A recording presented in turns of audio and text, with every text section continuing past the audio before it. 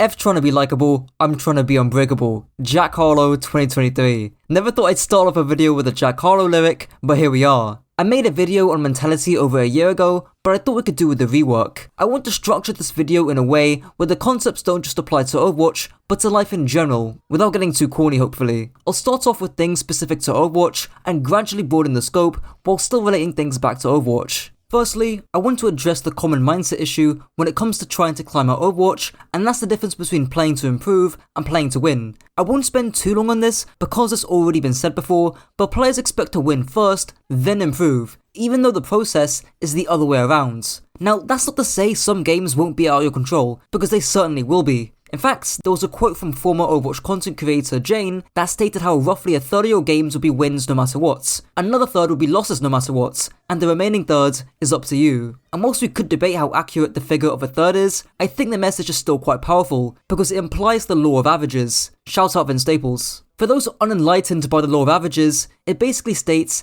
that the likelihood of an event evens out over time when the frequency is increased. It's why I tell players that they don't need to worry if they go on a loss streak as long as their losses aren't because of them, because eventually they will get free wins to balance out their unwinnable losses. And now I did mention the big caveat in that the law of averages only works if the losses you get aren't your fault. I'll get onto this later, but maybe you go on a loss streak and it is your fault, but your ego blinds you to that. However, we all have games that are unwinnable regardless of our own inputs, and for the sake of your own mental, I think it's important to acknowledge that. And it's also important to acknowledge that you will eventually get free wins over time due to the law of averages. If you're playing against a Smurf and you lose the game because of that, you're eventually going to get a game with a Smurf on your team and you're going to win that game. This brings me on to the next point of knowing what your true SR really is. This idea is completely ripped from Stocks, but especially with how volatile the rank system is nowadays, I think this concept comes in more than ever. Essentially, true SR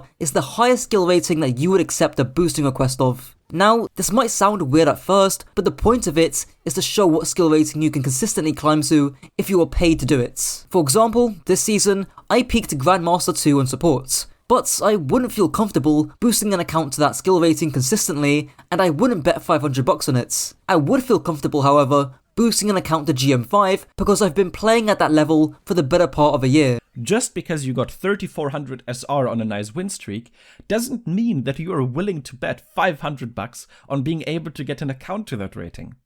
And if you aren't willing to bet that, then 3400 SR simply isn't your true SR. If I asked you to get a fresh account to 2900 SR, however, you wouldn't hesitate, because you know that you can get there no problem. So 2900 SR is your true SR here. So how do you raise your true SR? How do you actually improve? Well, the simple solution, as with anything in life, is to do what others don't. The successful entrepreneur, Darren Hardy, once remarked that he's always glad when something is difficult, because that means most people won't ever do it. When I came to that realization, that was one of the most enlightening experiences of my life. That is one of the most important sentences you guys are ever going to hear. Finding something that you know other people aren't willing to do is like striking upon a gold mine. For Overwatch, the first tier are people who only press F1 and they read through what their abilities do, and then they play. Tier 2 are the people who go on YouTube and then they end up watching like the Angry Llama or something, or your Overwatch. Tier 3 are the people who have understood that there are better content creators. And Tier 3 are the people who belong to the 133,000 people who have watched IOSDEX's complete Bronze to Owl guide. So we're going down, right? So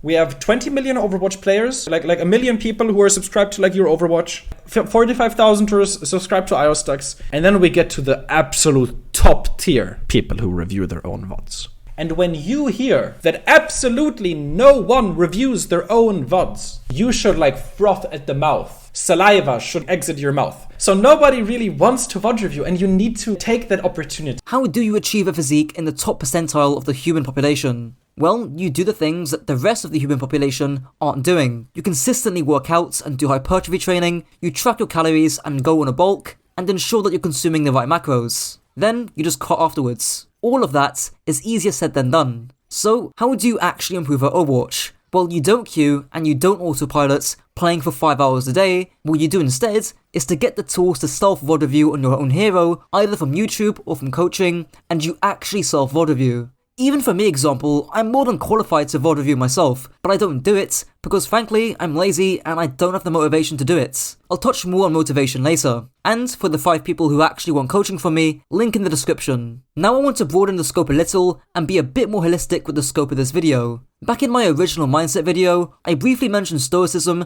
as an idea or philosophy that you can apply. I mean, just in the last 5 years alone on Google Trends, you can see the gradual increase of the term Stoicism. I'd be surprised if you hadn't heard of it by now. Now, this isn't Philosophy Tube. I'm not going to make a 40-minute video on the pros and cons of some ancient philosophy with a 4-digit production budget, but I will do some brief applications I personally have seen with Stoicism in my own life. One of the key and obvious tenets of Stoicism is to only focus on the things that you can control, which I've already applied to Overwatch at the beginning of this video, but another linked idea is one called Amor Fati. Nathaniel Drew made a video about this idea, and I liked it so much that I even decided to get a tattoo of the phrase. Directly translated to English, it means love of fate, or as Nathaniel Drew translates it, love what happens to you. Me personally, I think that's a bit too idealistic, and instead, I translate it to making the best out of what you have. You might have heard the saying, it's not about the cards you were dealt, but how you play them that matters. And I think that this is how you stay happy, even regardless of your circumstances. You might be asking yourself, how does this relate with Overwatch? Well, obviously specific to the game, make the most out of the team that you have, and play around your one tricks. If you're playing on Hollywoods with the Mercy OTP, and you can play Hitscan, don't end up playing Somber Tracer Doomfist with the Mercy. On a wider level, I think something like the London Spitfire last year is a great example of the whole being greater than the sum of its parts, and Christopher, the head coach of the Spitfire, doing the most with the cards that he was dealt and the budget that he had. And going even broader, I think Amor Fati just helps to keep you grounded and humble for the circumstances you're in, regardless of what field we're talking about. Speaking of humility though, we have the opposite in ego in this section. Ego is a very complicated subject because it's a double-edged sword.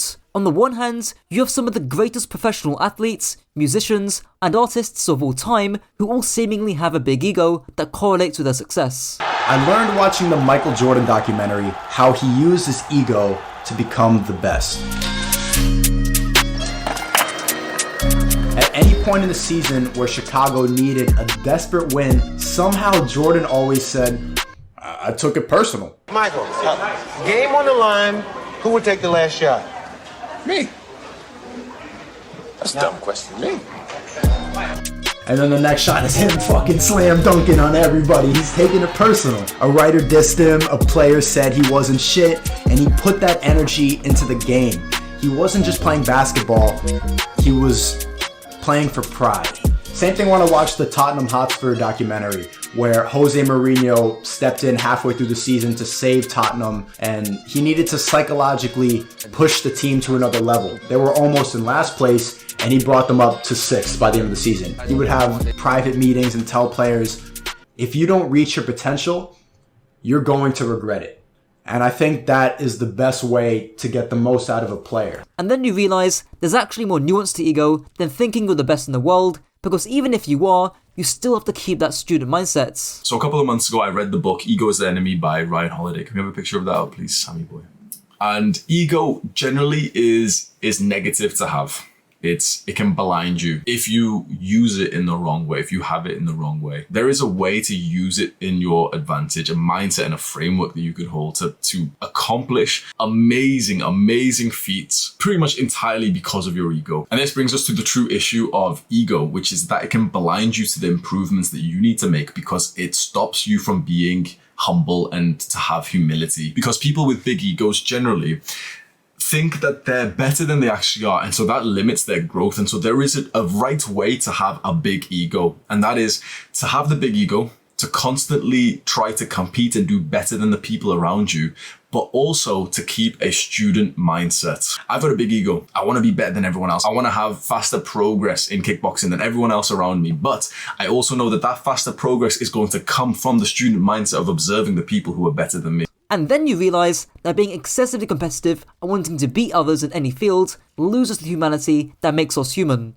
And that whilst the ego can be useful, it's very easy to slip into having a superiority complex. And this is where self-help gurus and their prioritization of strength as the main virtue for men to seek in the face of all these things falls apart, because you can't always be strong. It will focus only on your ability to say, ha, but I'm better than you, and not on your ability to say, I relate to you, I love you, I connect with you. You know, there's all these different parts to life that aren't just competition, you know? And this is how self-help turns into bullying. Because if your self-help involves you chasing a type of superiority over other people, you need to be very careful not to let that become a fixation on the inferiority of others. Uplifting yourself shouldn't come with putting other people down. Uplifting yourself should come with uplifting others, whether or not they're like you or they're different from you.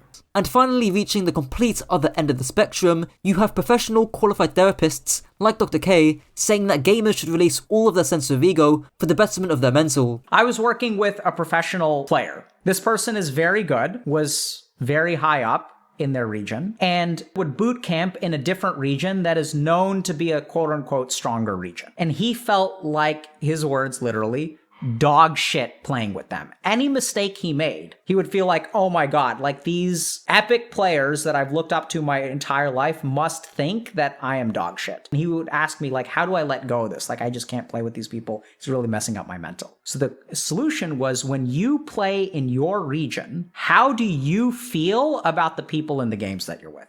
And he's like, they're dog shit. And I told him, as long as you treat them like dog shit, you will think that you are dog shit, because that's the construction. That's the play that your mind enacts. And as long as you're feeling superior, it's just the flip side of the coin. And so it's interesting because he's gotten a lot better. There's a lot of different opinions I use there to describe ego. But as a summary, it's normal and human to want to be competitive and to want to be better than others in a medium such as video games. Ego can absolutely push you to perform better, but don't think for a single second that because you played or performed better than X person, that you are in any shape or form a better person than them. Sure, you beat a player or a team in a video game, or you managed to get a better grade than your friend in a test, or you squeezed out that extra rep in the gym over your friends, or you managed to pick up that girl or the guy in the club when nobody else couldn't. But all of that doesn't reflect your character or who you are as a person. You can very easily become bitter, spiteful, and jealous of everyone around you, which, funnily enough, makes you perform worse in what you're trying to get better at.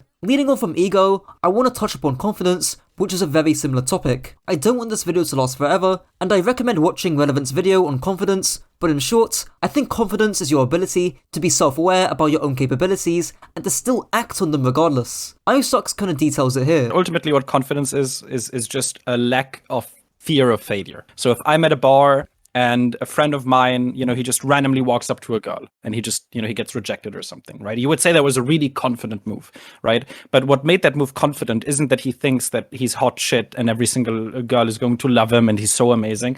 What makes him confident is that he could walk there and he knew that even the most negative outcome here, she could just spill her drink over me. Like, even the most negative outcome, I'm fine with that. And I think that's confidence. And ultimately, the way that confidence really helps people climb is saying, it's okay for me to try these things out, and maybe I'm going to get flamed by my team and I'm going to embarrass myself and maybe I'm going to drop down a rank or so. But I don't care about that. I don't care about those failures. I'm okay with that. I'm okay if my teammates just flame me, because I know that I'm going to learn something from that. I know that in the long run, when we start to look at multiple months, I'm going to be higher than where I am right now. Now I want to get onto motivation, a very complex topic. For me, motivation comes down to why you do the things you do. Motivation serves as a reminder for why you started your journey when things get tough. Thankfully, for most people who are invested into Overwatch are invested into it because they're passionate about the game, not because someone forced them to play or improve. In short, you kinda have to pull a Walter White and say, I did it for me.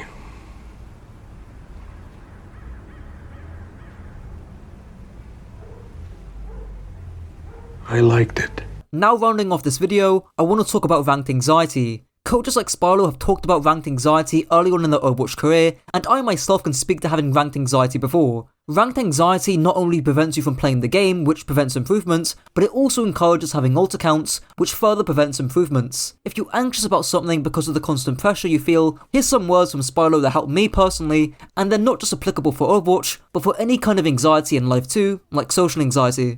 The worst thing that you can do when you're under pressure is to avoid it or be scared of it. You should go out and look for pressure. Make it happen. Be happy when it's tough. Be happy when it's scary. It's like lifting weights, right? It kind of hurts, but it's good for you. It's good. Don't be scared of it. Go for it. Me personally, I overcame ranked anxiety after I stopped putting so much stock into it. In other words, I had other things going for me and diversified myself from just my Overwatch rank, which means that if my rank went down, I wouldn't really care because I had other areas of my life which I was working on. This YouTube channel was one of those things. My grades were one of those things. Coaching was one of those things. Lifting weights were one of those things for a period of time. Don't fixate your identity on one specific thing. Find something in your life and hit Grandmaster with that instead. Not to be corny, but whether it's a relationship, a different skill, school, sport, read a bunch of books, find something that you enjoy. There are so many things out there, guys. Get out there, meet new people, do new things, and become Grandmaster at those things. And you know what? Also, who says you have to be Grandmaster? Why not be Diamond at 1,000 skills instead of Grandmaster at a few? Be the Renaissance man or woman of the 21st century. And I think that will be a much more fulfilling project rather than just forcing yourself and beating yourself up for not reaching the top 1% in a dead game run. At least that's what they tell me anyway. Anyways, that's it for the video. Shout out to my tier 1 and tier 3 patrons and consider joining the channel as a member. Until next time.